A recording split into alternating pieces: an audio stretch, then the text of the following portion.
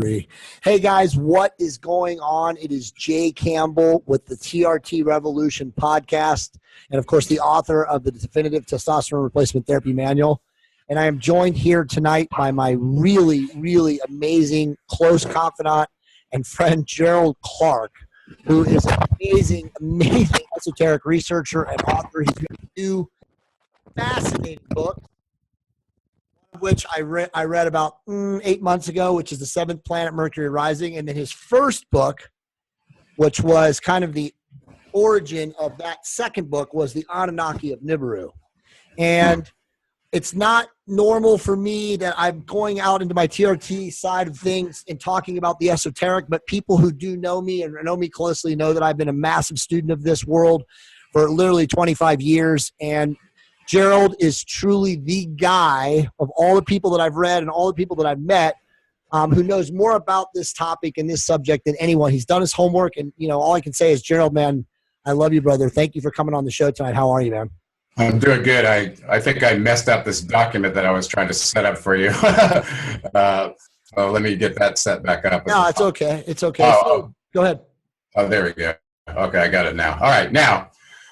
Yeah, we've been talking for a while about doing a deep dive because we've been working together on the Facebook group and doing lots of podcasts together on Decoders of Truth, which, by the way, I think are going very, very well. Absolutely. And so I think you and I together, we've kind of been reading a lot of disparate pieces of information, crossing paths a lot, and it seemed like a good time to just get together and talk about what we know and what kind of the state of everything is, according to Jay and Gerald. So, agreed, man. And yeah, and I agree. And thank you so much for coming on. You're right. We've been talking about this for a long time. We just haven't had a chance to get it. So many things are happening. We're moving and grooving.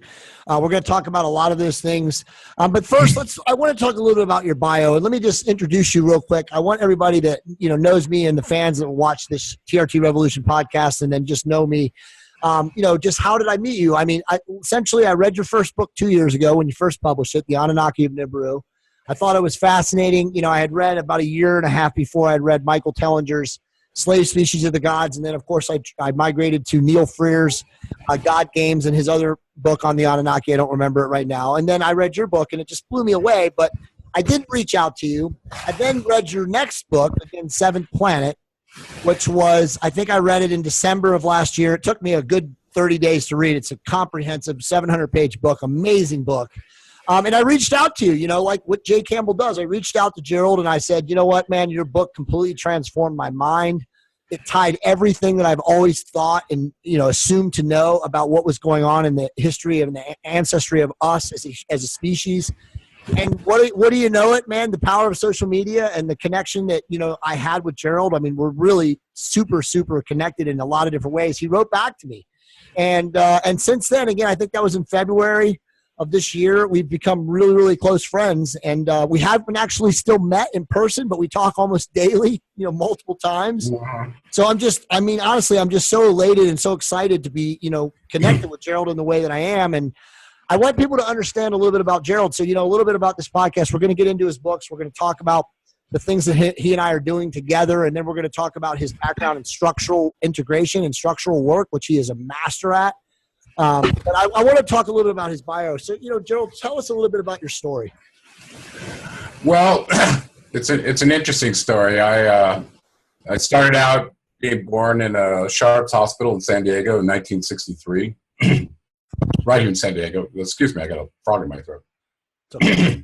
And grew up until I was 7, popping around different cities in California, Huntington Beach down to San Diego and back and forth.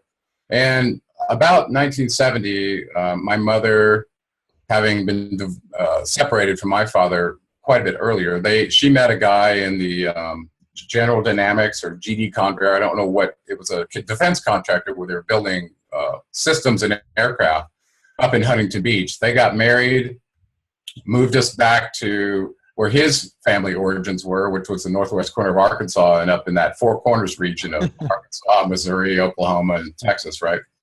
So we're in the very northwest corner of Arkansas.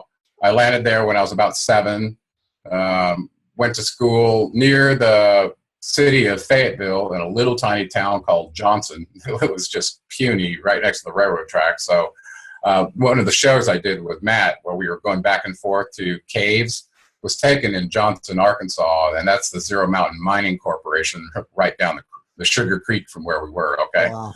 Or I think it was Low Water Creek. I can't remember what they called the creek there, but I spent a lot of time fishing and hanging out there. Wow. So a lot of grand adventures. From there, we moved north to the northwest, further north toward Rogers, Arkansas, which in Rogers, Bentonville area of that northwest corner region is where Walmart's headquarters were. Okay, wow. So we saw Walmart start from nothing to become the megalith that it was. So I spent 10 years there. We lived on a little farm, a little 7-acre farm, even north of Rogers, out in the middle of the woods near Beaver Lake. And that's where I kind of grew up, hunting, trapping, fishing. I was a regular, good old hillbilly. Right. And I had a dog and a shotgun and a lot of good adventures in seeking my treasure in that area. And then I mentioned that I met a guy named Abe Lincoln who lived out near the Montanay Lake, out Highway 112, and turned out to be a real treasure seeker. And he inspired my path a lot. So I ended up getting a metal detector, a dune buggy, some maps, and a lot of inspiration from that old codger. And I really appreciate that. And that show that I did with Matt, actually, there's a picture of him on the front of a magazine where he was, I think it was Treasure Finder magazine. Wow. So he inspired me to start my alchemical treasure-seeking path very early. And so from there, at the time I turned 17, I went back to San Diego. I wanted to establish residency. I didn't want to be one of the future farmers of America and wear one of these jackets. You know what I'm talking about, right? Oh, yeah. For some reason, even though now I want to be one of those guys, but I wanted to go back to the big city, be a big city boy since I was born in San Diego, and my dad was still back in San Diego. Sure. So I went back, went to high school at Point Loma High School to finish up my high school. I guess I was 17 at the time, so I still had another year of high school. Got a job at the Point Loma Loma Portal shopping center, which is right down the street off Chatsworth Boulevard there in San Diego. And it turned out I met a really interesting guy. He was the owner of the shopping complex, and I won't say his name because he was killed in the airplane. But he owned a P-51 Mustang that he was refabbing at a local airfield at Montgomery Field here in San Diego. And he took me out there one day in his Mercedes 450 SL and let me see this P-51 Mustang. And this guy really was fanning the flames of a dream that I'd had since I was early teen. I had dreams of flying. And I don't mean just any flying. I was having very vivid dreams where I was perusing the town, flying over my farm, and the detail was so amazing. I could not imagine that it was not just I didn't even know about the differentiation between a lucid dream, REM sleep, or any of it. I had no idea. I just repeatedly, over and over and over again, on our farm, I could climb up on this one particular fence post in my dreams, turn into the whim, and I would launch off of here, and I would have the feeling of flying, soaring like a bird, just continuously. And sometimes I'd feel like I had to do things with my body to cause me to stay afloat, and I was fully conscious. I was fully aware, and I was writing all this stuff down in a journal. I was like, "Oh, this is kind of weird. I didn't know dreaming was like this, right?" Right. It kept recurring the same theme of flying, and I think it spawned me so much that I wanted to go to flight school by the time I was 17. So I had applied to the Air Force Academy in Colorado and got accepted. And then I got the manual from them and saw the regimentation and all that. And I was like, "Oh, I can't do that." And I went back to San Diego and blew it off. But I actually got accepted to the Air Force Academy right out of high school. And I really wanted to fly. That's really where my heart was. I wanted to have the experience of what I was having in my dreams, but I really didn't know that's what I wanted. Okay, so let's go back to San Diego. I meet this guy, Bill. I won't say his last name. His first name was Bill. Okay. And he really inspired. One day I'm at work there, and I'm working there while I'm going to high school, trying to pay for this place where I live, and down near the beach. And he goes, "You should go fly helicopters." I was like, "What? What about this? These airplanes, aren't those cool?" He goes, "Yeah, those things fly themselves. When you fly a helicopter, it's really like being a bird. You can go forward, backward, left, right. You love it." Like that to me. Wow. And the next thing I know, I was taking some aptitude test with a local downtown office, somewhat to appease him. I think he wanted to know what kind of score I could get. I don't know. And I didn't really think about it. I just went and took the test. And next thing you know, I graduated high school in '82 from Point Loma. I go to college. I'm at Revelle College, enrolled in electrical engineering. That's what I wanted. And everything is honky-dory. Everything's going my way, right? Even though I was out on my own at 17 and had moved away from home. And I did have some support from my mom's sister, who, her name is Diane, lived in San Diego and helped me out. So I got into school. The next thing I know, I'm in my Revelle briefing, looking for a dorm room, and I get this call from somebody who wants to know if I want to take a flight slot and fly helicopters. I was like, what? Who is this? And one thing led to another, and I realized my flight aptitude test was kind of a high score, and they decided they would give me anything I wanted if I would come in. Wow. And so here I was, I got my dream of going to college. I was the only one in my family who'd ever gone to college. Right. And at the same time, I was getting this offer to go fly, and I didn't know which one to do.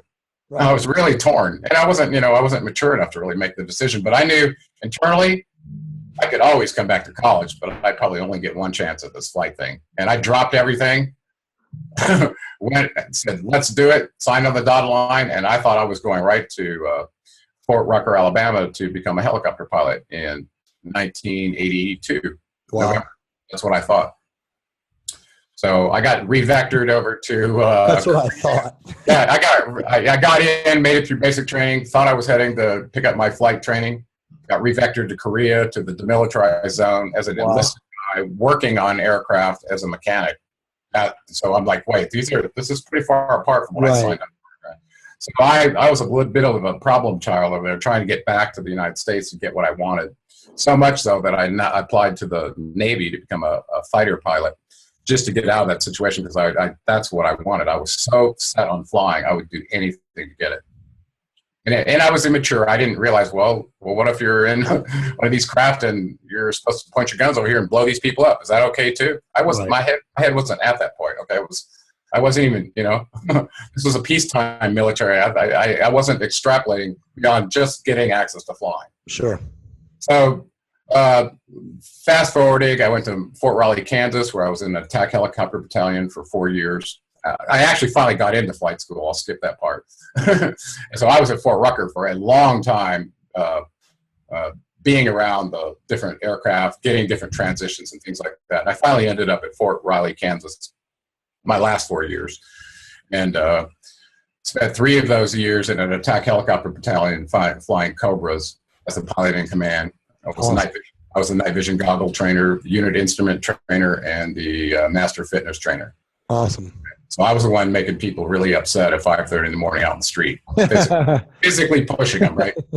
And administrating all the physical fitness tests. That was my job. So I got out of there in 1989. I came back to San Diego with over 1,500 flight hours, and mostly all my fingers and toes and everything still attached, which was a good thing. I didn't realize that every day risking your life down flying in the trees with goggles on your head, wondering if the wires are going to knock out one of your push-pull tubes, or you're going to end up, in some carnage or deployed off to someplace else that you don't know. You kind of get over your fear of death after a while. Right. And as a matter of fact, the adrenaline rush of being in those kind of circumstances makes civilian life quite boring. And it was quite a transition for me. Luckily, when I came back in '89, my cousins had discussed with me starting a startup company, kind of a bootstrap DoD contracting house with small business innovative research funding to start, and then eventually, hopefully, becoming a commercial company. So the 3 of us and some administrative help started Reticular Systems in 1989. So right as I got out in August, by November, I was a systems engineer working in, I guess you would say, all things having to do with understanding how helicopter pilots can do what they do and survive under all these circumstances, and can we train a machine to do that? So did you actually have your degree yet at this point, or not yet? Well, at that point, I had been pursuing getting my bachelor's degree in aeronautics through Embry-Riddle Aeronautical University, and I'd been taking tests out in tents and gotten all the way up to the point where I was I had 3 credits or 3 classes short of getting my bachelor's. But had I gotten my bachelor's, I would have had no college money to go back to San Diego. Right. And as an officer, you had to save your own money. They weren't giving you money like the enlisted guys. Right. So I held out not to get the bachelor's degree so I could go back to electrical engineering because that's what I wanted. Right. And it turns out after I got that degree, I never did the 3 classes in the aeronautics degree because I wasn't really at that place anymore. But it gave me something to hold on to that, yeah, I could have had the bachelor's degree right then if I wanted it. So I got back to San Diego. I enrolled back in, well, I'm working in this company. We're trying to write proposals and get money to bootstrap this little company. And it was an artificial intelligence company, like I think you heard me mention on Rex's show. Yep. Okay. And one of the key areas for me was doing situation assessment and understanding the heuristics it was the data mining function. They wanted to pick my brain, give me all the rules that you use in these circumstances so we can generalize and have a UAV do with this or somebody else. But this was data mining before data mining became the ubiquitous monster that it is now. Well, they had a cog-sci department up at UCSD that was working very closely with other fields, electrical engineering and computer science. Wow. So they were playing these sensor fusion games, thinking about those kind of problems early on. And so luckily I was in the middle of that and I had some exposure before I went up there. So so I got an undergraduate degree in computer science, or computer engineering, I'm sorry. It was a 5-year program. I did all the core requirements of computer science and electrical engineering. And then in my grad school, I decided I wanted to do a deeper dive in electrical engineering because my graduation project was in an area of artificial intelligence called evolvable hardware. So I was into evolutionary programming and evolutionary algorithms to do with software and hardware. And so, in that exposure, in my graduate program, by 1998, I finished, and the height of it for me was the Coretronic networks taught by Robert Heck Nielsen in my VLSI sequence. So the very large system silicon chip designs that were happening, they would call that VLSI, okay? And as part of the stuff that they were putting in these big chips, these genetic algorithms that were so resource intensive were a good match for the kind of research that I was doing. Okay, so I spent many, many years as both a researcher and an employee on the UCSD campus. More than 2 or 3 times I was an employee in the electrical engineering department there, okay? So I hope that helps people understand. I'm somewhat of an academic, but I had a lot of field experience because before I got there, before I went and worked up at UCSD, I actually spent significant time in, I guess you would say, DoD and commercial communications companies. So I started out at Reticular Systems. I left there. I went into Loral Telemetry and Instrumentation, where I specialized in pretty significant systems relating to satellite communications. So I was doing the satellite communications with the Global Star constellation that was supposed to be the thing that preempted using cellular telephones. It was all going to be satellite phones. Well, it looks like the military ended up buying that program and the civilians didn't get to use it. But this was one of the systems that I worked on. So after that, I went into the video business with Tiernan Communications, where I was a designer. I was really focused on algorithms and field programmable gate arrays and building circuit boards, mostly for the company. I started out as a senior designer, and eventually I became the director of engineering within a couple of years. This is circa 1997, December of 1997. We stayed there, and after the digital satellite news gathering trend started with CBS and NBC and ABC, those are the big affiliates at the time, we were equipping them with our SDTV, and we had really seen the push coming through legislation with the MPEG committee to be, by 2006, to have HDTV on the ATSC channels for all the affiliates. Right. So this was a 25 megahertz spectrum that was given to these affiliates. If they put some HD out on there that the government was allocating, they were trying to create the need to get everybody to move to HDTV. So you had to have a signal for everybody to pick up to want to buy a TV. Okay, so I was right completely involved with that as the founder of digital television. Wu Peck was on our steering committee, and James Tiernan, founder of Tiernan Communications, Right. he was on the General Instrument steering committee for the Motion Picture Entertainment Group, which was the standards committee for MPEG. Okay, so we were right in the middle of all that from '97 to 2002. Wow. Yeah. Okay. So we did the first HD TV broadcast with one of our pieces of equipment, our our 1080i 720p encoder that we worked with. I personally worked with ABC to get that in through a hero up there named Dave Nielsen. So we broadcast. Right, Dave Nielsen. So that was There you go. So you know Dave? Yeah, Monday Night Football. We transmitted from ABC New York via 27 megahertz transponder, half channel of a transponder, and we downloaded it in Copley Drive in San Diego on our building and displayed it in our lab. Very first HDTV transmission. So we got credit for that. That was in 2003. 2002. It was 2002, 1 or 2. Okay. Awesome. Because I left there.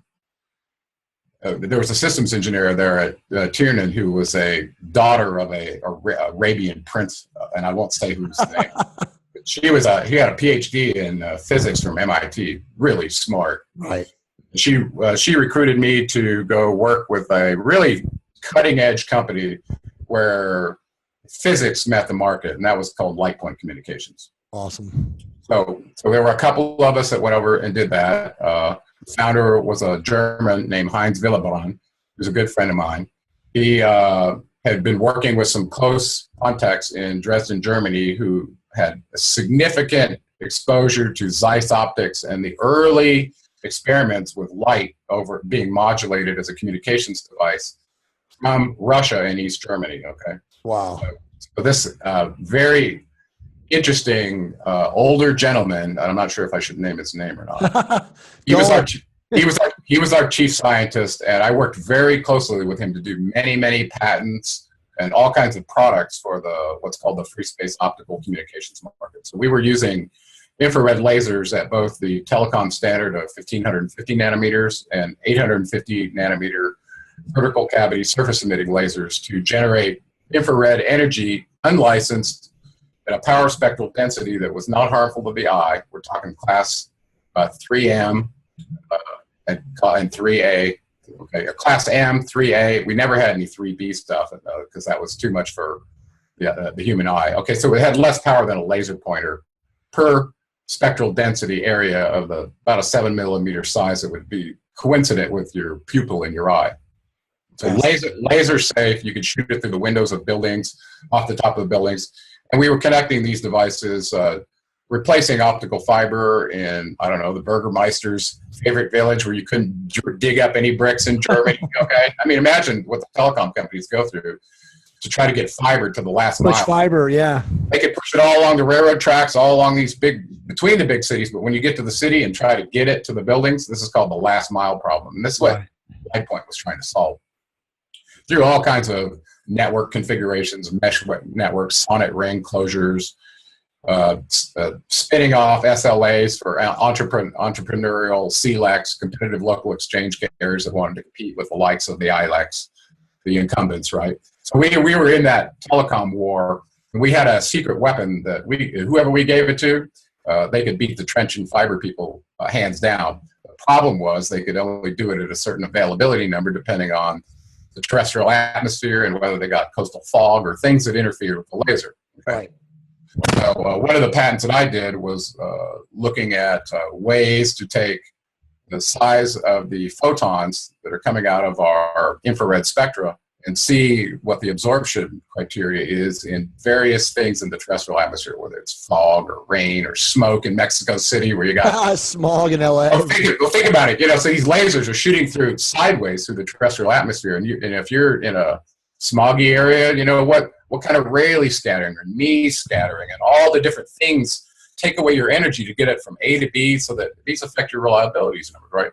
So our bottom line was how many nines of availability can you get with a technology like this, and can we play in the United States or what? No, I played this game for a couple of years, learned a massive amount about light through all the patents that we filed. That's awesome. Various configurations of these devices. And if anybody wants to see where that technology is going, in the 60 gigahertz unlicensed microwave range, it turns out that that's really fantastic through the fog, but the laser is actually much better through the rain. So if you mix those two technologies together and have like a switching system monitoring the receiver energy, so you never lose a signal, and it's also unlicensed as well. So you got 60 gigahertz unlicensed microwave and unlicensed optical that can be deployed in 15 minutes and set up. So if you really wanted a fat pipe, you could have it.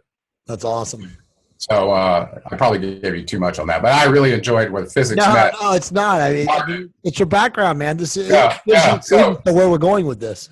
Yeah, so anybody wants to check me out, I had done 10 patents in 2 years at LightPoint Communications. Of course, they're applications.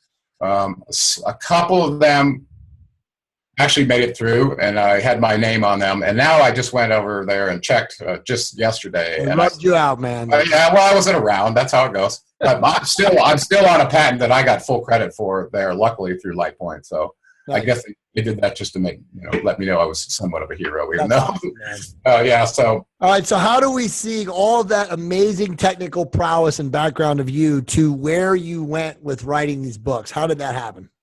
Well, it was kind of a trip. I got signed up going back and forth to Turkey with one of these heroes that was a big-time player in Turkey, and I won't name his name.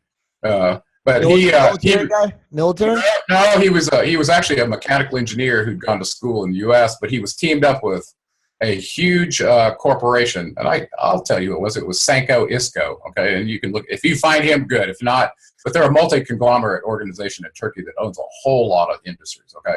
And they wanted to be in the telecom industry. It was deregulated, and instead of Telsat controlling everything, they were trying to get into a technology where they could play, and they wanted to be a service provider and offer video on demand. Awesome. So you got to have a fat pipe for that, and so they saw our technology, wanted to come down. So long story short, is I did a patent with them to protect their market and bring free space optics into all the Turkish-speaking nations. There were 225 million people that they were targeting. What city were you in Turkey then? I always flew into Istanbul, but their headquarters was down in Bursa, and they just happened to own the largest what's the textile industry. They own one of the largest textile factories in the world, and it's right there in Bursa. And so I used to go down and meet with them while I was doing this patent, trying to figure out how we're going to take over the telecom market in Turkey. So in that process, going to dinner with them, I realized there was really crazy stuff going on in the country symbolically, culturally, they're so different. It was becoming more of a Muslim nation because the U.S. had tried to democratize it, make it a secular nation for quite some time. And that was starting to change while I was there. And there were questions about, well, are you Christian? Are you this or that? Oh, where's your head at? And I was always Mr. Business, okay? Just all about business. And we were out dinner one night, and I realized, I need to be more than just all about business and understand the culture of the people that I'm over here having encounters with. Right. And that kind of launched me into, and it turns out I was reading the book Guns, Germs, and Steel on the way over. Jared Diamond. Yeah, Jared Diamond, Professor Diamond, great author. And I was reading about the city of Catalhayuk, if I'm pronouncing that correctly. Yep. Right. It was a obsidian capital there in Turkey. And because of the dating of the city, they were saying it was upwards near 8,500 to 9,000 years old. And I'm like scratching my head going, what I thought? And I didn't know that much about history. I was an engineer. I didn't really care about history. And it turns out that that made me start questioning everything about the age of the Egyptian pyramids and everything else, because I thought that was the oldest, right? Speaking of that, I want to show you something. In this area, there's a lot of volcanic activity, or has been in the past, and you can find very large pieces of obsidian in lots of places here, which surprised me. And obsidian was the key rock. What do you call it? A mineral? It's a rock. It's like a basalt. Is it a basaltic rock? Yeah, it's really like it's like petrified glass. Right. Right. And I have a piece I'm holding up right here now that was turned into an ore.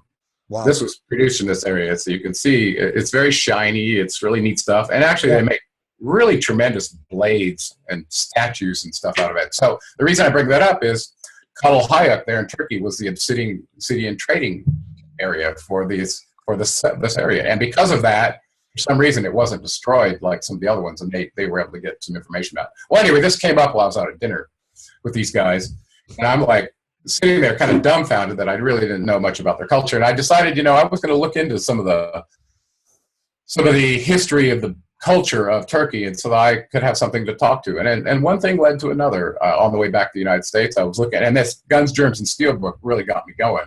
Yep. And, basically he was talking about the culture from 13,000 years forward. And all of a sudden I realized I was in the area where the Fertile Crescent was. Mesopotamia.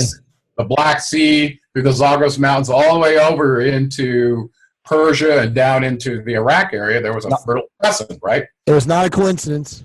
Well, he had noted that, yeah, exactly, that basically at the end of the last ice age, it looks like domesticated crops and seed grains came out of that region, which coincided exactly with this Sumerian flood story. Well, it just so happened that shortly thereafter, I discovered, I had read Eric von Daniken's books and several others, sure. but I got heavily into Sitchin's books and read all his, and I got access to a document from a Babylonian, or a University of Pennsylvania source, where a German had gone to Babylon and had gathered all these cuneiform tablets, and it was his job to decode them as his PhD. Right. And you're talking about Zechariah Sitchin for everybody. Yep. Yeah. So through all of this stuff, I'm starting to make connections with the, and I watched some Discovery Channel things, and I was watching the History Channel, and I was reading about, well, who are the Hittites up in Turkey? Who are their gods? And all of a sudden I started making connections with gods in Mesopotamia, and all of a sudden I realized I was onto something here. Yep. And it piqued my interest. And next thing I know, I was reading like you, Jay. I was reading everything I could get my hands on to try to stitch together what the picture of the history that we didn't know about was. As a matter of fact, I have something sitting right here that I don't pull out very much. But this, as an engineer, I used to always do things on paper. I do all my block diagrams on paper with pencil. Yep. Usually on a big piece of paper. It would end up digital after a while, but I felt more creative on paper. Yeah, for sure. I don't know why. It's just it's a little bit of an artistic thing for me. But I started putting together all the names on a piece of paper like this. Can you see that? That's so awesome. Yeah. I mean, the God table. Yeah. This thing is. This was the original, okay? And I had so awesome, on the front and on the back, and I was trying to make sense of who all these beings were. I'm going to get that thing petrified at some point. You know that, right? Well, I know it already is. You can see how yellow it is. So here, let me get it close so you can see it. Okay? Can you see it there? Awesome. Yeah, it's so awesome. It probably turns it around backwards. But anyway, so I, as an engineer, I started getting all these names started. I mean, I was lost. And I was like, how am I going to make sense of this? And in every God table that I looked at, or every genealogy tree that I looked at of this, it was different. Every single one of them. So I'm like, I don't know where to start. So what year was this? Like, where were you at? Well, I was still at Light Point Communications as the vice president of engineering, and we had gotten this patent all done, and I was just about done with that process. And the brothers were going over the numbers with me about this point, doing the financial models and stuff. How are we going to offer blah blah blah. Well, about this time, I'd started getting heavy into some of the documents. So I guess it was about the year 2002, and then I ended up leaving Light Point, excuse me, in 2002. The telecom investors that we had decided it was time to take a hiatus, and we ended up reconfiguring things, okay, both overseas in Germany, where our factory was, and also in San Diego, where I had at least 25 engineers. So after that, we took a little hiatus, and this was actually when I really got to sit down and read all the stuff that I had on my list that I'd never gotten to read. Right? All I was doing was startup companies, and it was all I could do to keep up with that. So when I got this break in 2002 or so, and I was still running triathlons at the time in the company, I decided to take a little break, and I was reading all of this esoteric stuff. I was reading cuneiform stuff. I was reading everything I could get my hands on to try to see where the earliest writings came from and what it is that these people had technically that we didn't have now. Because I was originally interested in writing a book on ancient technology. Sure. Okay, but it turned out to be, the story of us is what came out. So one thing led to another, and I realized that, yes, there were cultures that looked like they came after Sumer, but if you go, because Sumer was supposedly at 3800 BCE and Egypt being 3100. Well, it turns out that there were temples built upon temples upon temples, coincident with what we saw at the city of Eridu, for instance. So I suspected that the story of the Sumerian kings list that I was seeing, showing approximately 420,000 years of rule by these beings, either it was a bald-faced lie and Berossus had no idea what he was doing, or he misinterpreted something, right, or it was the truth and we just didn't understand how this could be. And this is when I started really putting a lot of pieces together. And excuse me, Jay.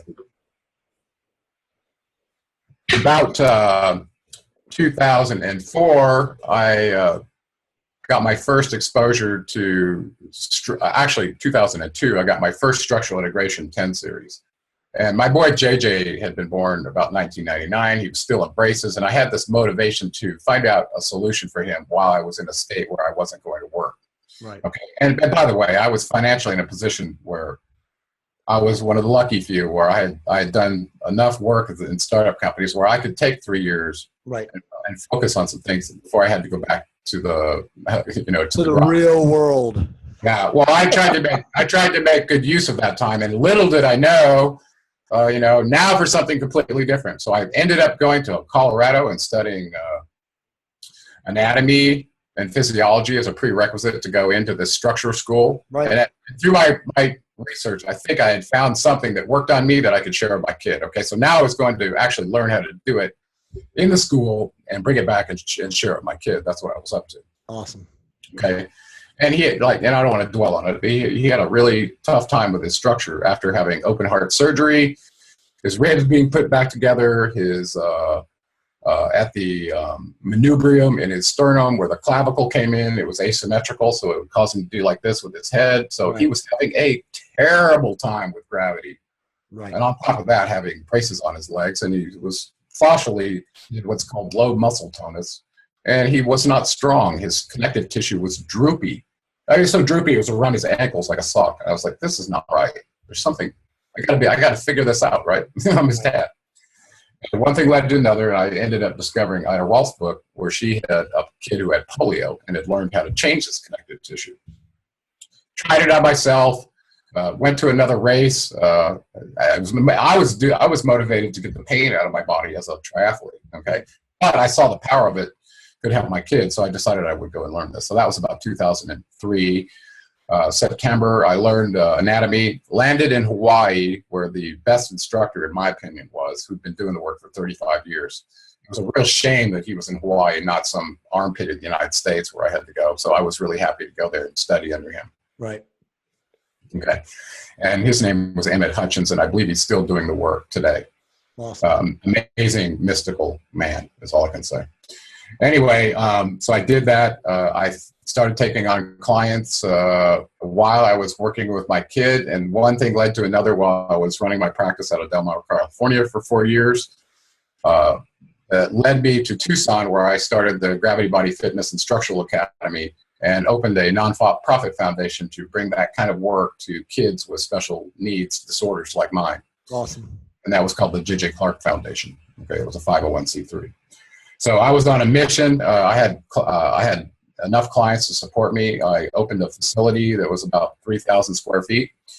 I had 5 rooms, an imaging facility, a yoga facility, and yoga and whatever else they wanted to do in there with mirrors and bamboo floors, Right. An exercise facility, and a reception area and 5 employees. Okay. So I really put my community service out there as a function of graduation from the Landmark education, which I think I shared with you. Yes, you did. So I saw this. Monica's been in Landmark.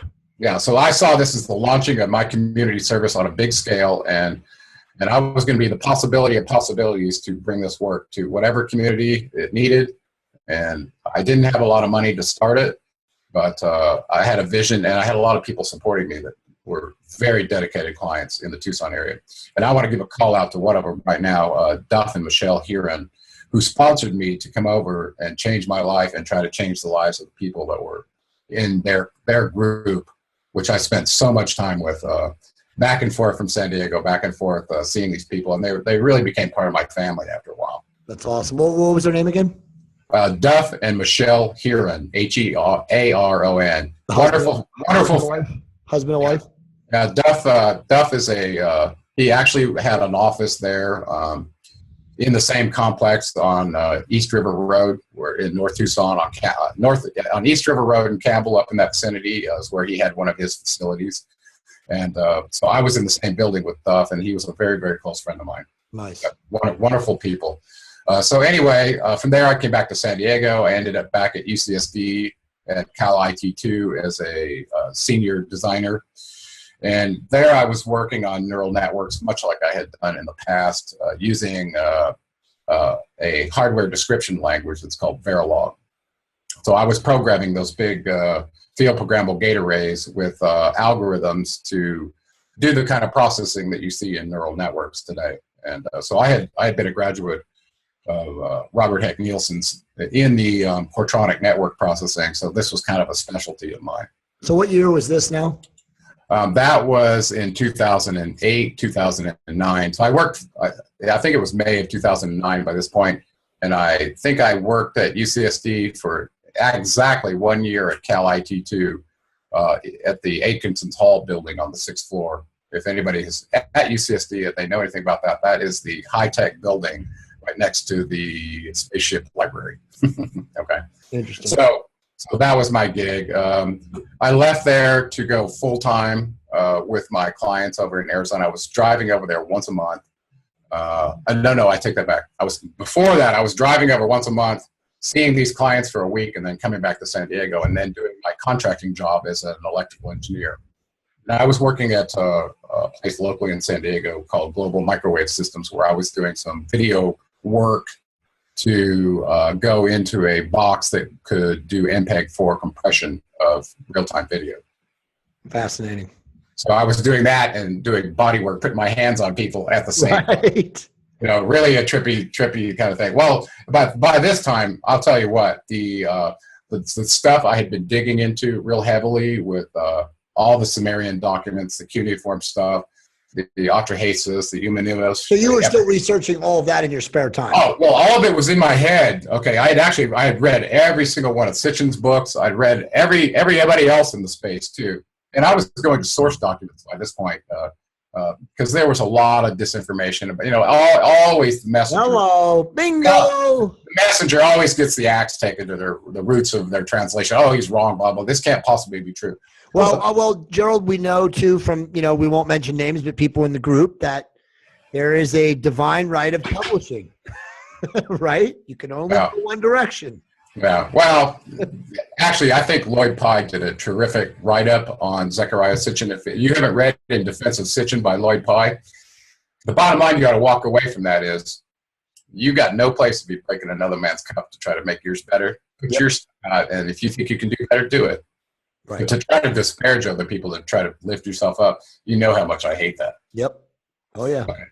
Okay. So I left Cal IT2 in about 2010. And at this point, I realized, you know what? I had been on my spiritual path as a structural integrator, doing spiritual work, serious, deep stuff in my imaging lab with polycontrast interference photography and all these kind of things. And I wanted to bring you up to speed a little bit on some of the stuff I did. And you can see over on our list here what we've got. You know what? Let me share. I was going to say share. Let me share this so we can see what's going on, and then we'll go from there. Okay.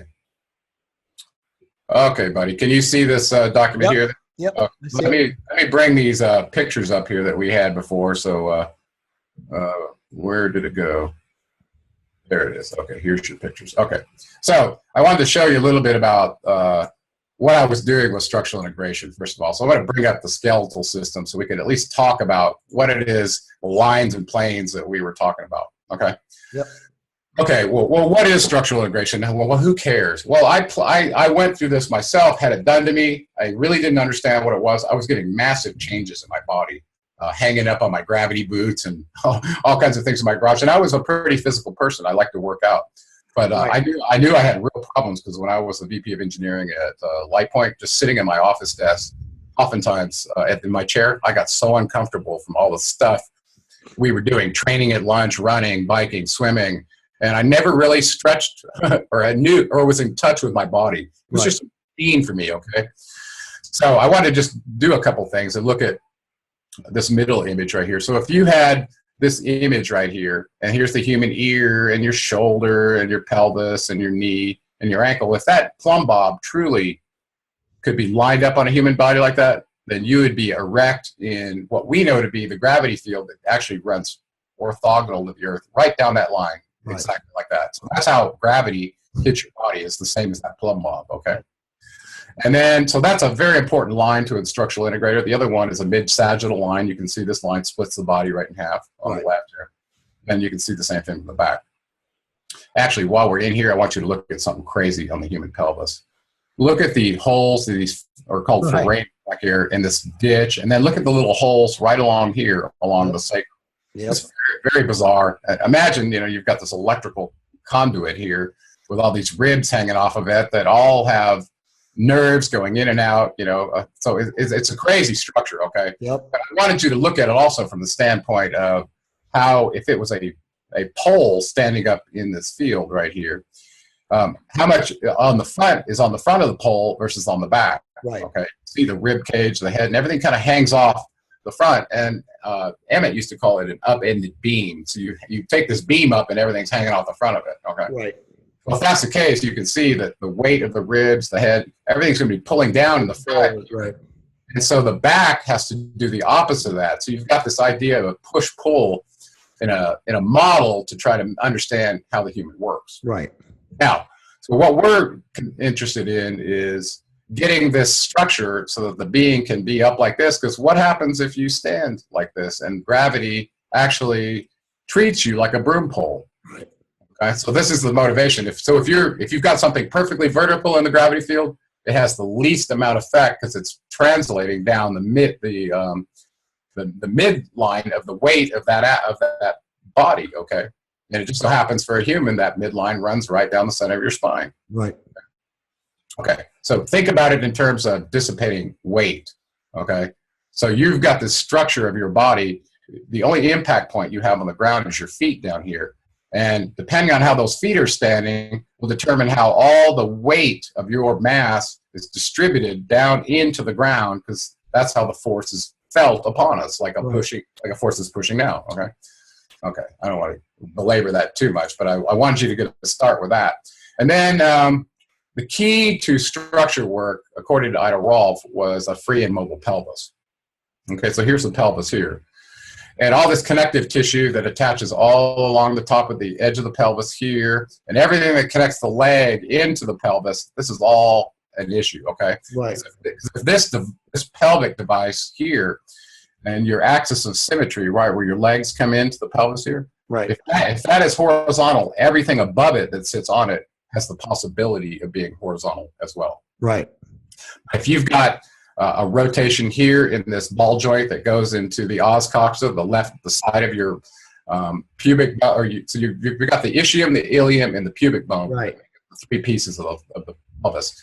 They're fused right here with some cartilaginous tissue, and then if you look at it, that's the pubic symphysis. And then at the back, you have this sacrotuberous, or the SI joint right here and right here. The SI joint, which is mine's always covered. Well, actually, you know, you have to come to realize that where the spine from the thorax hits on the top of the sacrum here is actually a saddle joint. It just sits in there. So you get all these labels put on you. Oh, you got spondylolisthesis. Blah, blah, blah, blah. Well, guess what? If the pelvis here was horizontal, that piece right where the thoracic ribs wouldn't slip out. So what happens when it slips forward? Okay, you end up with a forward-facing pelvis, and then you got to have a head to counteract that. Okay, so think about these a set of stacked rocks like we were talking about in Rex's show. Think about the human body as a sequence of stacked segments, and let's see if I've got a picture for that to help with this. Reify pip. Skeletal,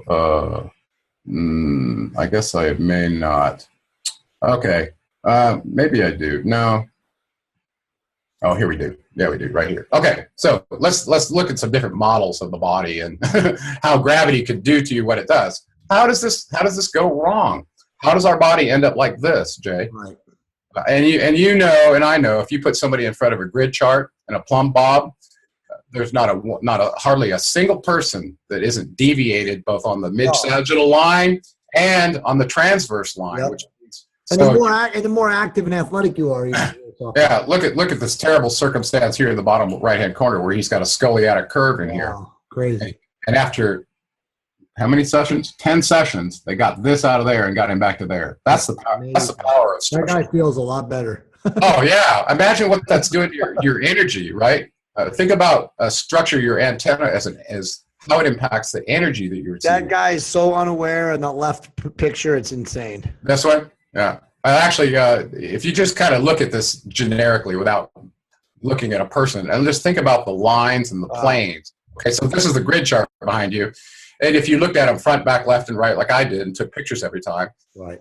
You know, your job is, okay, how do I get this over to this? And can I even do it in 10 sessions? Or are they going to need more advanced work? Right. Okay, the younger the people they are, typically the less they need. Okay. Is that because they're just more pliable and more malleable at that point? Well, it has to do with the nature of the connective tissue, and I think we got to talk about that real quick. Okay. So the connective tissue, and I don't have a fascia picture here, but the connective tissue of the human body, I might have one in here. Let me see.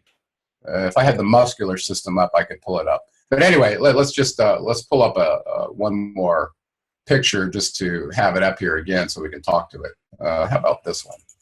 Okay, let's go back to this one. So imagine you're 14, imagine you're 6 and you've already had some accidents and stuff. And car accident, right? You were born with tissue along the top of the crest of your ilium right here, where all this tissue from your back connects to your pelvis. Right. It's very common for people to be born with more than an inch of that stuff in there. And all of a sudden you realize that's a shortening right there. Well, what's going to happen when you first stand up? Okay. So you have to start thinking about this mess of random connective tissue and all the things that it's deviated in at birth, and what's going to happen when you start putting this organism into the gravity field where all these tensegrity rubber bands and popsicle sticks are trying to support you. Rubber bands. Right? That's what I call the tensegrity model. Okay, right, so if you're to replace all the bones with just a stick-looking thing and all the ligaments and things that connect to it, you'd have lines and sticks, and you'd look like a vertical suspension bridge. The creator of all is something else, huh? Yeah. So all of that for all of us is random at birth. I mean, absolutely random. So you're a 3D web of interconnected pushers and pullers or flexors and extensors that are not symmetrical, even, balanced. You've got Golgi tendon or Golgi apparatus that are sensing your muscle. When if one grows longer than the other, it's always tight. A human is a random mess, okay, from a structural standpoint, according to Ida Wall. She just called them random bodies. A highly complex meat modem. Very, very complex. And if you hadn't had intervention by a structural integrator or a myofascial release person, and all of it came from Ida Rolf, okay? All these fellow workers and Feldenkrais and blah, blah, blah. Yep. Okay, the idea is our connective tissue, and there are layers of this, and it's all over your body, around every bone, the periosteum, around every muscle, pericardium, it's collagen, okay? Yeah. Your body is made of protein strands that can be woven into a rope to make it into a ligament, or can be made into a flat, rubbery pallet like your ear or your nose that has basically no structure. Right. Okay? And it's all the same material. The question is, how do you change that stuff so that if you got collagen Band-Aids all over your body, either from birth or accidents or whiplash injuries, how do you deal with, how can you change that stuff? Do you want me to stop sharing? Or No, it's okay. Keep going. Okay. Let's see if I have a good picture for that. I don't, well, no, not yet. Let me stop sharing for just a second, and then we'll come back to that, okay? Okay, sure. I have lots more to share, but I wanted to have our faces here we can talk about this. So the mystery of this work is that humans are plastic, and if we knew how to change that connective tissue plastic, you could get rid of all of these things that are not allowing the human structure to be in its right relationship with gravity. So structural integrators relate people to gravity. That's our job. Right. So how do you change this stuff?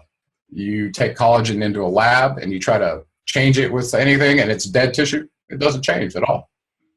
Okay, there's a connection in the human body to the nervous system that really is the secret to this all. Okay, the connective tissue is a web of material that communicates with itself in order for the proprioceptors on the back of your head, right in the occiputs, that sense the exact center point in your pelvis, in the diagram you look at before, right in the center bowl of your pelvis, while you're standing is where your midpoint is, your gravitational center point. Right. There's a point, these sensors on the back of your head are constantly referencing that point that's very close to your sacrum, right? And determining where that is and then establishing where your elbows and your knees are, because there were sensors in there also that allow you to be in the three-dimensional space and your awareness know how you're constructed, what the status of your meat is in that space. That's what the connective tissue does. And it communicates that with your nervous system. And that's the sympathetic nervous system, or the autonomic and sympathetic nervous system. So for instance, if you get into a car wreck and you're a whiplash injury and you get, your head's over like this and you don't know what happened to you overnight, you can't get out of it. Well, there's a threshold of gravity, some force of G, and it looks like about 25 miles per hour. A full impact of 25, not the resultant, the actual complete combination of forces greater than 25. This could do this. Your nervous system detects that impact, and at that instance, it releases the sympathetic nervous system to protect your system. And whatever happens, it gets damaged, then it comes back and it gives it over to the autonomic nervous system. Whatever gets damaged gets left under the control of the autonomic nervous system, and you eventually lose complete control over it. Right. Okay, that's how these patterns end up in your body. No matter what you do, you can't sit up straight and get it out. Okay, you don't have control over it. Right. By the way, this happens in the earliest time you start walking, falling down off a skateboard, deviating your tailbone, hitting your head on something, and playing a pickup basketball game and getting. There is so much damage in a human body. You have no idea, and it's all still there, stored in the fascia where it's fused. Stored in the fascia. Yeah. So structural integration deals with that, knows how to soften it up. How do we soften it up? Connective tissue changes based on pressure, tension, temperature, and frequency. And we don't know that much about the last one. Okay. But if you use a combination, and the integration speed is the key. Okay.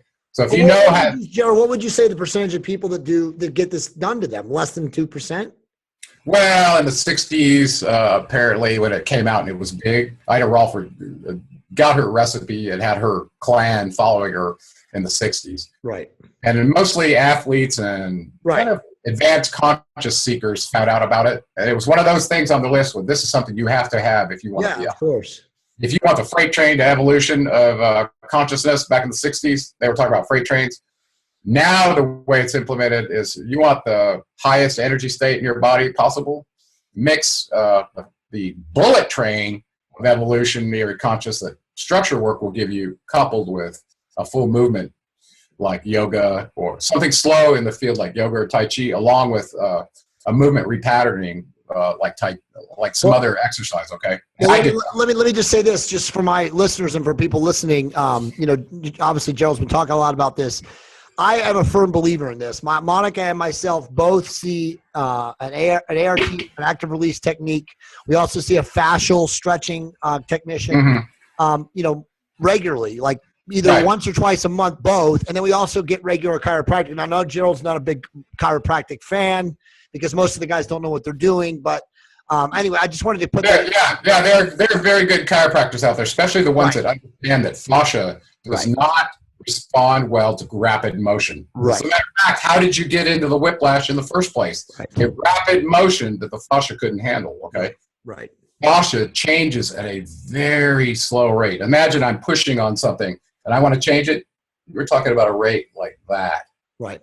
They're almost imperceptible. Yep. And it's different for every person. The pliability and the pressure level and the tension that's required to change fascia is different for every person. That's the structural integrator's job, to figure out what that is. Right. Okay? And once you do, when you change fascia, the client's going to know it, and they're going to experience a freedom that they've never had before. So someone watching our show right now who wants to get structural work, what's the fastest or best, most efficient way they can find somebody to do it? Well, I can only share the path that I went. There were two major headquarters schools that learned from Ida Rolf back in the 60s. That was the Guild for Structural Integration and the Rolf Institute, and they were both in Boulder. Now there's an International Association of Structural Integration, IASI.org, that has a presence all over the world. So there are structural integrators all over the world. Okay.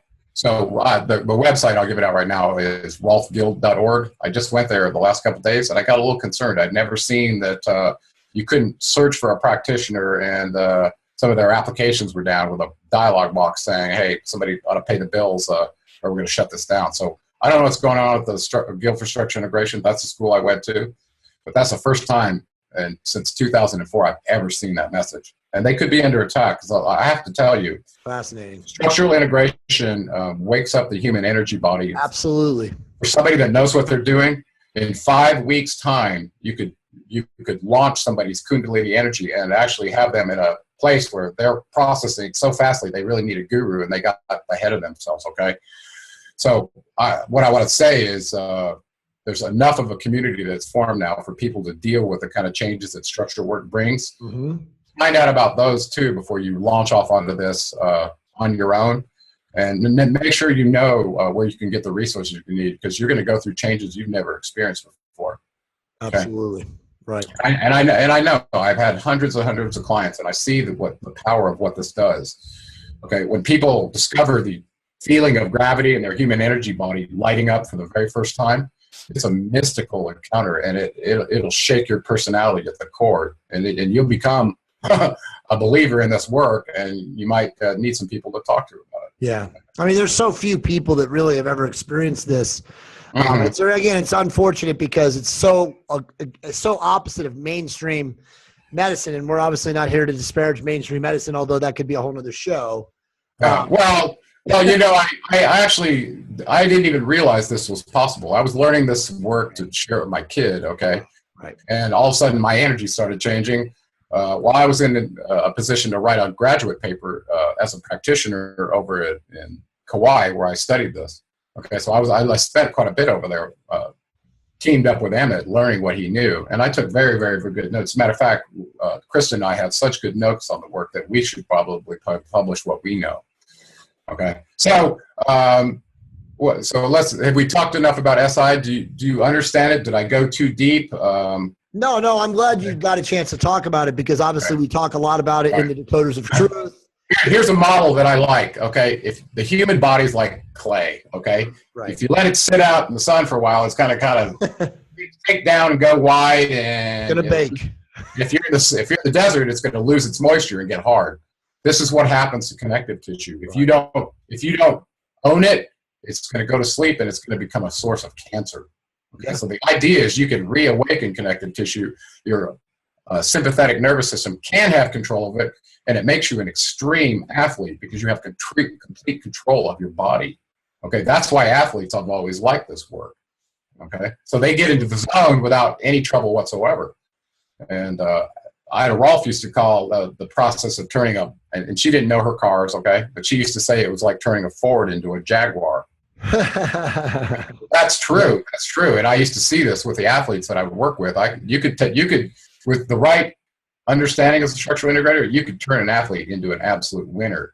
So do you think that, like, a lot of the top level sports professional teams, say in basketball and football, are using, in-house structural integrators? I mean, they're using it as a replacement for physical therapy, mostly to keep the people that are bruising themselves up all the time functional. Right. Whereas a deep, hardcore person like you and I, we'd be looking for, how do I stand on that line so I can experience this floating sensation that Rolf told me about? So my energy is at its peak, right? And that's possible, okay? And that's why I wrote that equation 5A, is it shows exactly that. If you know how to get your body free, align your antenna to the gravity field, you can have an experience that is practically defying gravity. And gravity is bolstering your energy body equation, not beating you down where you feel like you're at war with it, and it's always a hassle, right? I got to sit down. My back's tired. Well, when you know how to deal with gravity and synchronize it with it, you can sit up straight in it on a wooden chair on your sits bones all day long. You don't need a cushion. And you're going to find out you want to get away from cushions because you don't have a relationship with gravity if you're sleeping and sitting on cushions. Yeah. That's the truth. It's totally true. Yeah. So most people are just so out of alignment. I mean, obviously we've talked about that on Decoders of Truth show. So we're 56 minutes in. Yeah. A couple of bullet points we didn't hit on. Totally up to you. We didn't talk enough about your books, which, we can get to right now. And then that can kind of seeg into the screenplay. Oh, we decided we're going to do something deep, Jay. So you've got to let me do that tonight. Okay. Yes, sir. Okay. So we talked a whole bunch about this, and I really want to go into gravity because structural integration is all about a pragmatic experience with gravity. Okay. So, I of course, believed, like everyone else growing up or going to college, that gravity was this tetherball thing like this, okay? So we had two gravities in college. You had the little g that represent the accelerated force near the surface of the Earth, which I thought was kind of weird. Is gravity need to be referenced near the surface? What is it out here? Why is it? And so there was the little g that's 9.8 meters per second squared. And then you have this theory about the big G where it's talking about this attractive force of gravity between what we call the tetherball theory. Okay, this goes way back to Newton. Okay, so this is what is taught in college. And here, let's read a few of these. Gravity is an attraction force between two objects. Oh, really? Well, when you hold two objects up side by side like this, and you drop them, they don't attract to each other like this. No. So, and there's lots of other anomalies about gravity that we look at and we go, really? That doesn't truly make sense, okay? And, so there was one in here that was called Gravity is the Law, and it shows an apple falling down, okay? Right. And really, so we ask ourselves, what is gravity? Right. What do you think gravity is, Jay? Gravity. Well, I mean, I know the formula, the mathematical formula, but I don't know based on what you just told me now. I don't think anyone really knows what it is. Well, I thought the same thing. Okay, and I was really searching around for what I could find out about gravity, and until I read this guy's book. And listen, I was a Feynman lecture series fan. I read Kip Thorne. I read Stephen Hawking stuff, and I was really into physics in college. Okay, I thought I was going to be a physicist actually, but anyway, so I ran into this book, The Final Theory by Mark McCutcheon, and the very first chapter that he described in this book tore everything I believed about gravity in pieces. All over it. Absolutely. And, I thought a great deal about what he said, and I probably won't blow everybody's mind on that. I might save that one for a little while. But he believed it was an atomic expansion force, that all matter was expanding. And truly, that was the reason why we feel this push down on our bodies onto the Earth. Think about you're in an elevator, and the elevator's going up, the matter's expanding, right? The big expanding, and you're the little being in the elevator, and you feel like you're being pushed down. Okay, and he explains it in the book very, very well. But after I read that, I realized I think we've been lied to about what gravity is. And that who would lie to us? Well, I don't know. Well, that brings up a really interesting thing that just came up recently. Do you realize the very I got to give you another one first. Okay, there's a book called this one. Okay, so back in 2006 or so, I read this book, and I had no idea my boy was going to be going to Caltech, but this is the Caltech crew. Okay, so especially Kip Thorne and Stephen Hawking were up at Caltech, and they were talking about measuring space-time in the future, and one of the key areas they were focused on in this book was discovering what gravity was. Okay, so that's why I brought up what gravity is, because in the grand unification theory, there are four forces: the weak nuclear, strong nuclear, gravity, and electricity and magnetism. And they were trying to come up with the basis for how these were all related. Okay, and so let me Well, you know what? I'm not sharing the screen right now. No, yeah, that's what I was gonna say. Oh, here. Yeah, I got to share the screen. I screwed up and showed you some books. That's okay. Okay. Okay. So let me open Hawking's book first, Future Space Time. Did you see the picture I brought up of gravity? I see it, yep. Okay. So this was the book. And in this one, there was an important experiment they were talking about doing. But given the fact that I'd been in the telecom industry and I knew about laser interferometers and all the avalanche photodiodes and all the things they were using in the fiber industry, long haul fiber industry, that was the pacing item for, it turns out it was the pacing item for Kip Thorne and these guys that were trying to do an experiment to measure a gravity wave, okay? They still didn't know what gravity is. Is it a wave? What is it? What is it? It's a force that acts faster than the speed of light. And here's a mind experiment for you. So imagine the sun, if this tetherball theory was true, according to what they show, you know, with the big G, imagine the sun was immediately moved out of its current orbit. I mean, so fast, so far that it's just gone, okay? Just eliminate it. Immediately, if the tetherball theory of gravity was true, we'd start flying off into space. Exactly. Okay? And it takes over 8 minutes for the light from the sun to actually get to the Earth. So gravity has a faster impact than even light. Okay, so you're like, oh, what is the nature of gravity? Crazy. Okay, so you're with me? Yep. All right, so let me show you. So here was the McCutcheon book, in case that one didn't get pulled up there. Okay, The Final Theory by Mark McCutcheon. I highly recommend this book. I truly think he's on the right path of understanding what gravity is. Now, so did we pull up the picture of gravity? Did you see that? Did I pull that up? No, not yet. When was McCutcheon's book written? I think it was around 1990 or so. Okay, so here's some data on gravity and all. And here's that picture I was telling you about, the gravity, you know, with the tetherball theory and the big G. Okay, so this is what is taught in college. Okay, so anyway, when this system came up, where they were talking about using a laser interferometer gravity observation system, LIGO, from Caltech, you realize they just came out and announced, we've measured our first gravity wave. Okay, and I started reading this literature. Okay, first of all, they were waiting for more decimals on the avalanche photodiodes at the 1550 nanometer detectors, so they could get more decimal places in the measurement of this gravity wave. And it's a very simple experiment. Here's the way they have it set up on a 2-axis laser. They're 2 different lasers. They're shooting them, and they cross over, and they're measuring the deviation in laser receiver energy as a function of a gravity wave. Okay, so if we were to get perturbed by a gravity wave, they're trying to measure this with this system. Okay, does that make sense to you? Yeah, it is. Where's that test being done down there? I think it's up near. It's up out of the LA area. I believe this one is shown. It's like out. It's probably out near the bicycle field, Army Airfield, or out in the lake or whatever. You know, it's out in the desert area there in Mojave. Yeah. And here's another picture of it. So it's a very long laser track, and you can go look at the models of it and what it looks like and how it's set up. But bottom line is, they believe that in this picture right here, that 2 black holes representing 2 different galaxies crossed over each other, causing a perturbation through space-time, which launched a gravity wave that is going on for some period of time. They're able to measure it.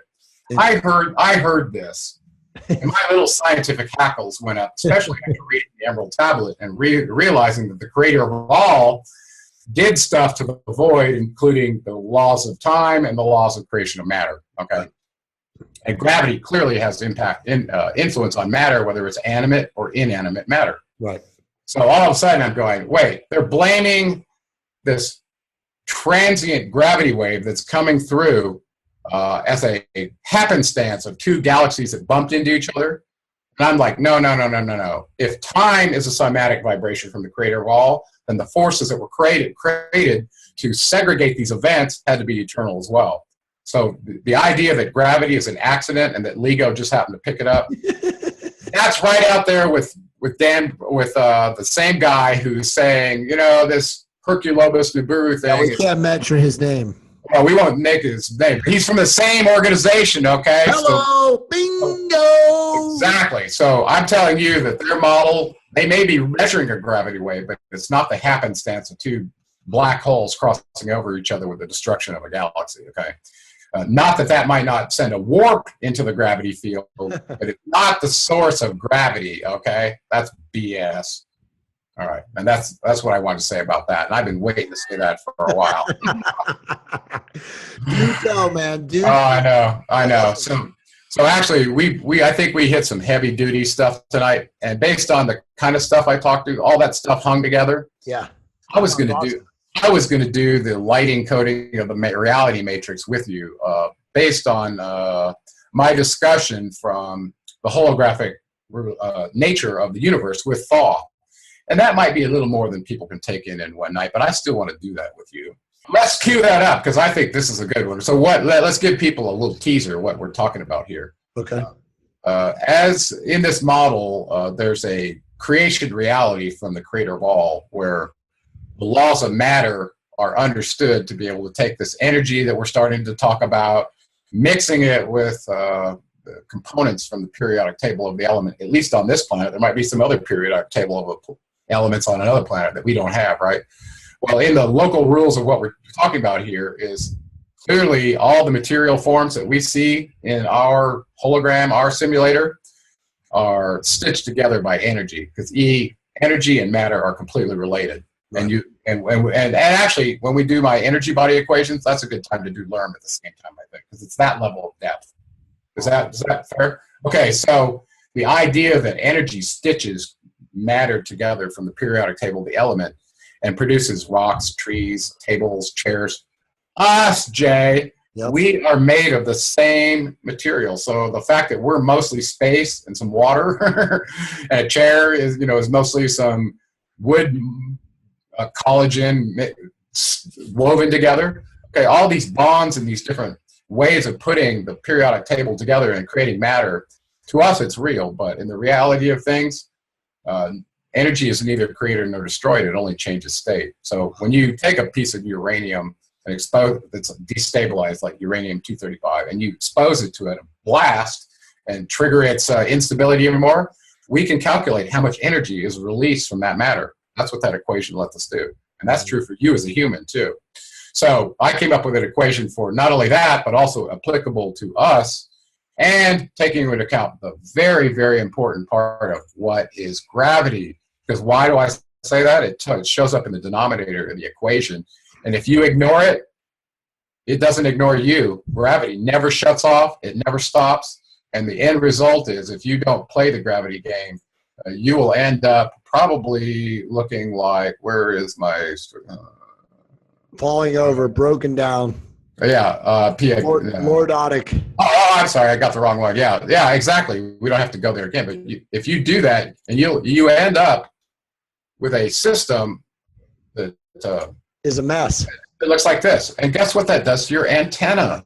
Okay, this is the whole point. Your energy. Exactly. So then we're going to get in, when we get deep into those energy equations and learn with you, you're going to see how the chakras, the wavelength, the distance between those chakras, which is your vertebrae that are smashed together because the synovial fluid has been chased out of the little sacs that sit there to give you cushioning in between your vertebrae. I'm so blown away at how important understanding the chakras. Oh, it is so, well, actually the structure in its relationship to being able to get your antenna to line up so you can, boom, feel gravity at the top of your head.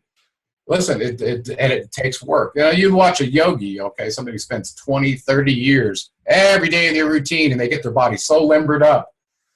Even those ones, guess what? How do you work on the inside of your head? How do you work on the inside of the pelvis and where the obturators are and all your deep six rotators?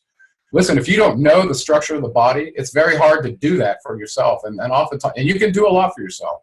And I did a lot for myself. But ultimately, having intervention work like what you're getting, what I paid for to get, it's the best money you'll ever spend. Do you have anybody to do it for you where you are now?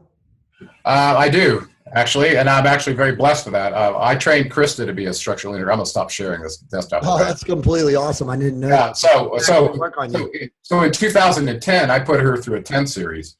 That's why she likes you. You work on her all the time. Well, she does for me too. Actually, it turns out I had more damage in my body than she did. Oh yeah, because you were a triathlete.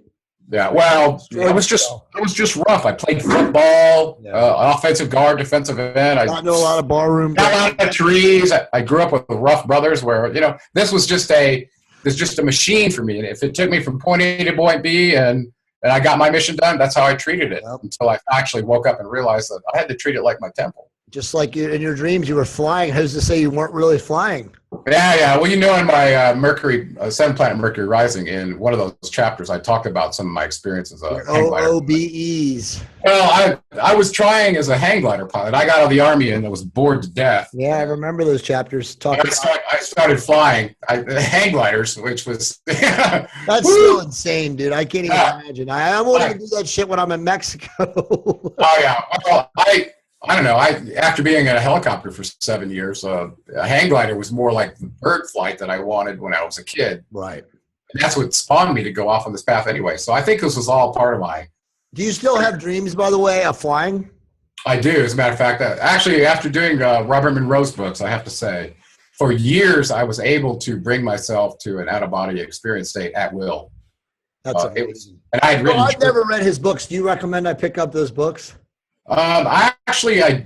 Thoth gives you a method for out-of-body experience. Yeah, right. And I tried that one, but because I'd had so much experience with Robert Monroe's, he wrote 3 books, Journeys Out of the Body, Far Journeys, and Ultimate Journeys, I believe it was. So I have all 3 of them. And the first one I've had since I was 17. My humanities instructor read my journal out of my personal diary about my dreams. And he's like, dude, you're having out of body. You need to read this. That's awesome. I had no idea that everybody didn't have that. I was Monica's had them. I've never had them. If you can believe this, Jim Brown had his first one ever about 4 days ago. And he called me and flipped out and was, you're not going to believe this, man. Well, taking Starfire can really amp up your energy body. Well, he's obviously been taking it as long as I have. So, actually, on page, I think it's 213. I'd have to pull the book out here. It's sitting here somewhere. There's a discussion there that's so straightforward. On the 7th planet?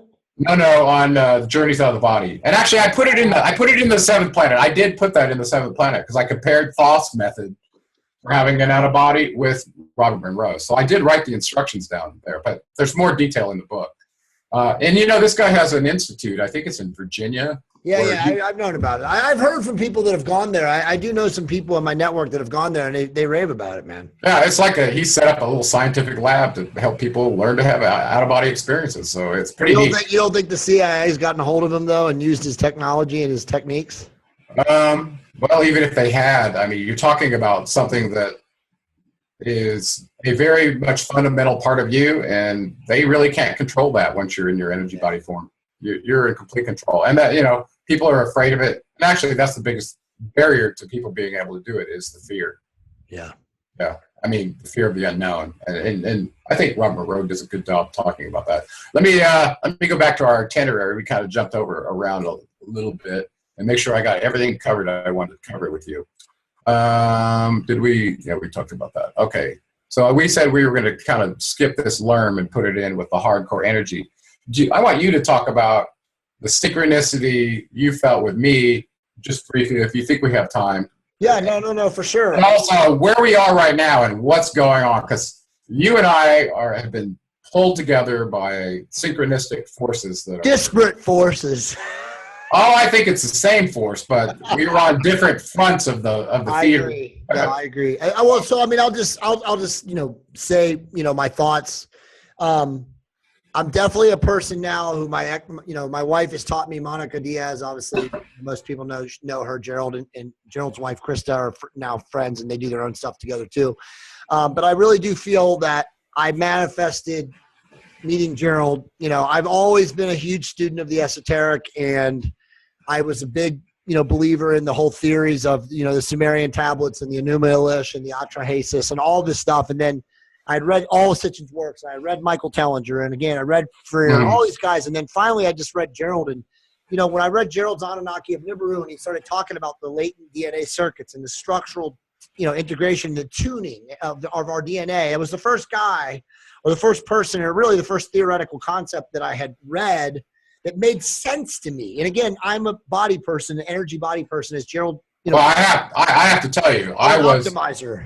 I was too, as a master fitness trainer when I was in the military. Right. When I got out, I was in very good shape, and I tried to keep myself that way. So I even though my temple was, it was mostly from I don't know, a shallow standpoint. I didn't know anything about anatomy, physiology, human energy, or anything like that. But I knew if I worked out like an animal in the gym and blah, blah, blah, it worked for me as a master fitness trainer in the military, and it'll work for me now.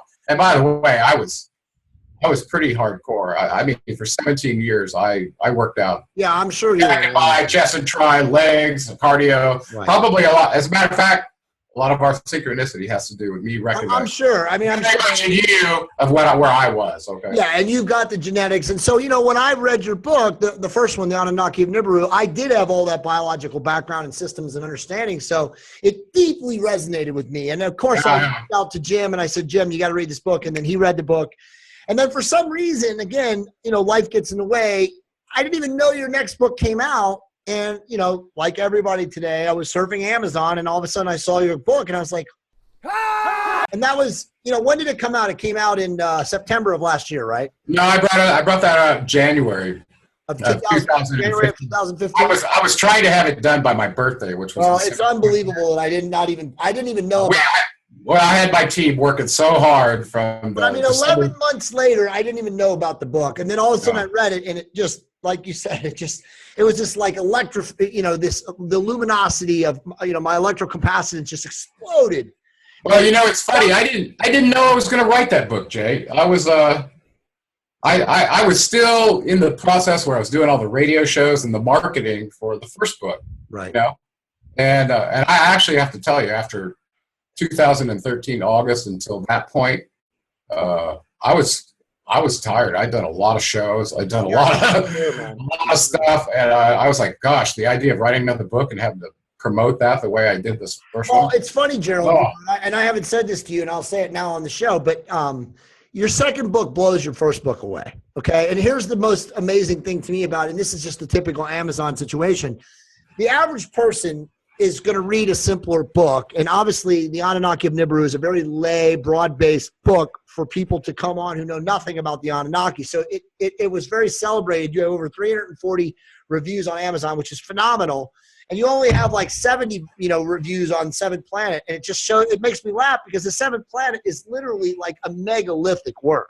I mean, it's a monumental, it's a magnum opus. It's literally like, it's breathtaking in scope. It really, really is. And I don't say that because we're friends. It did that much to me. Right. The book is, I mean, it's a thick book. I know. Yeah, well, a lot of people, a lot of people don't like to buy thick books. No, I know. And again, the average person doesn't even read past the first chapter, and we know all those statistics and we talk about them. But again, the book made such an impact on me that I was like, the two people that are so close to me in my seeking world are Jim and Daniel. And I said to these guys, this is it.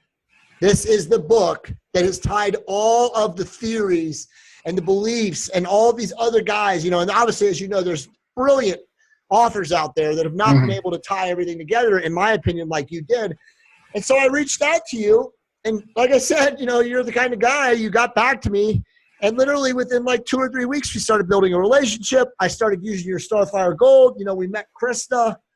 And it's been a whirlwind, right? We're like 6 or 7 months later, we started the Facebook group. We got this brilliant podcast, and we've met all these different people inside the podcasting community, and now it's led to the screenplay and all the stuff that's going around that. So I mean, it's amazing, but I truly do believe that nothing happens, nothing's coincidental. No. Actually, we happening for a reason, man. Yeah, it's funny. I saw a lot of myself in you, Jay, and I get contacted by a lot of people. As a matter of fact, I'm not even very much of a social person. Right. As an engineer, it's just not really part of my temp. But I guess I'm a little bit artistic, pensive kind of thinker. Okay, I'm one of those kind of people. But I like it. I like a good adventure. I like being in the ring. Okay, I'm not a good passive observer, so I'm a little bit of an anomaly that way too. But I saw a lot of you in me, the kind of discipline and focus on getting the best I could be. And this was an Army thing, be the best you can be, right? Right. And, and I didn't see that a lot in civilian life with people operating according to integrity and trying to do the right thing and living by principle. Maybe I was becoming a little old-fashioned for modern society. And I felt like I was living a little bit in blast of the past. So when people like you and your buddy Jim and your crew connected with me, I could tell, wow, you know, you could be in the gym and be all about optimizing your body, but there's a whole nother aspect to life, including your spiritual path and your mental processing and being a good person. And all those are areas to optimize, you know, looking at your diet, how it impacts the environment and blah, blah, blah. So when I met you and your crew, I was actually very excited because I used to run my practice inside of Gold's Gym in San Diego. That's and awesome. I was offering my structure work to actual fighters that were participating in the arena right down the street and professionals. That's So awesome. I really appreciate people that use their body for a living because they're the ones that are paying attention to when something's wrong, it impacts their performance. That's Okay? awesome, man. So guys like Zechariah and you and people that are you know, in that space. That's why Ida Rolf connected with athletes first, because they were the ones using their body and really cared about this stuff. You got somebody that's sitting on the couch on a cushion and they're a passive enthusiast in life. They may not find as much interest in getting your antenna right so you can have this jaguar kind of energy and balance and agility and speed, okay, like Bruce Lee. If that's what you want, it's available. Well, I mean, yeah, and I appreciate all those compliments. I mean, it's amazing to me to, like, you know, as you said now, like, none of this is coincidental. And at the rate now that our relationship has progressed and all the different things that we're doing outside, and obviously you and I still have never met each other in person. And again, the wonder of technology and the brilliance of the internet. Oh, it's amazing. Shorten the playing field, because like we feel like we're brothers. I mean, we literally do talk 100 times a day, you know, in between our lives and stuff like that. And it's amazing. And it's going to get worse now that our gals they did their first show today. They were so excited. It's get worse. Oh, Gerald and I will hate each other within a year, but no, it's all good. But no, totally, man. Totally. All right. Well, honestly, our story is just getting started, right? I mean, really, it's just, well, you know, we're on a mission together right now, which is very interesting. I didn't know that you were a thespian, that you had exposure to that industry. That I didn't know that I was going to write a screenplay until the last couple of years. Yeah, it's amazing, man. It's just like it all does come together, and it comes together when it's going to come together, and there's no rushing it or speeding up the rate. It just happens. Exactly. And you know it's meant to happen because you can feel it. Totally. Right? You and I both are in touch with our intuitive nature of knowing the truth when we see it and we feel it. And that's how we operate, right? And actually, I think you were better at it than I was. Because of all the damage I had in my body, I was very disconnected from my emotional body. I was like an automaton robot. Well, we didn't tell everybody about, you know, also our similarities with our past, with our divorces, our battle with the family court system in America, and the issues that we've had. And when we revealed our stories to each other, it was like, okay, now we know, right? I mean, it was just like such a synergy because, you know, we both have dealt with, you know, not to get deep into that, but just the horrific aspect of the marriage and family court system and dealing with, you know, divorce and you know, the support and all the things that we both dealt with our kids and ex-wives and all that stuff. And it's amazing how much of a synchronicity there was between both of us. Yeah, we're bros, that's for sure. I mean, yeah. I mean, the only thing that we didn't share was like being in the military together. But as you know, you grew up in a hillbilly area. I grew up in a hillbilly area. You know, we both were around the deliverance mentality and the deliverance.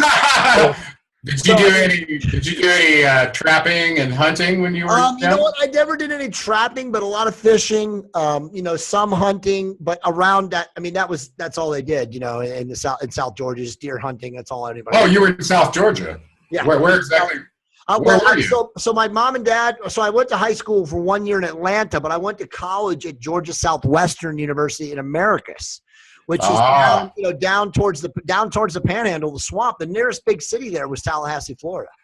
Wow. So I was in the deep South, man. Well, I was at Fort Rucker, was at Enterprise, Alabama, near Dothan. So I was way. Oh yeah, hell yeah.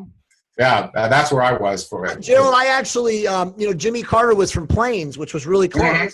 Oh yeah. And Jimmy Yeah. Carter was what do they call that? At my university, he was a provost. What did they call him? A provost academic, where he would come over and he would lecture at the political science department every now and then. Yeah. I actually, this is in 1992.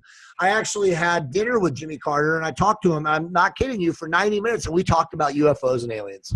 Wow. You should publish that. So Jimmy Carter was a very, very strong, firm believer. I mean, I have that because I spoke to him in person, with his 2 Secret Service escorts right on the next to me. But he was a big believer in that, they weren't allowed. He wasn't allowed to get involved in it, but he definitely believed in it. And he had known from being the president that there were a lot of things that he was unaware of, and specifically made unaware of. And again, he was just a retired professor. President, this is what, 12 years since he had been the president of the United States, or 14 years since he'd been the president of the United States. I mean, he just lived in Plains, Georgia with his wife and his Secret Service cohorts. And, he came out to the university every now and then. And I got a chance to sit with him at a dinner and talk to him for literally 90 minutes. So it was a fascinating time in my life, Very cool. Well, I think we covered enough for tonight. What do you think, buddy? Oh, man, it was pretty amazing, dude. Yeah.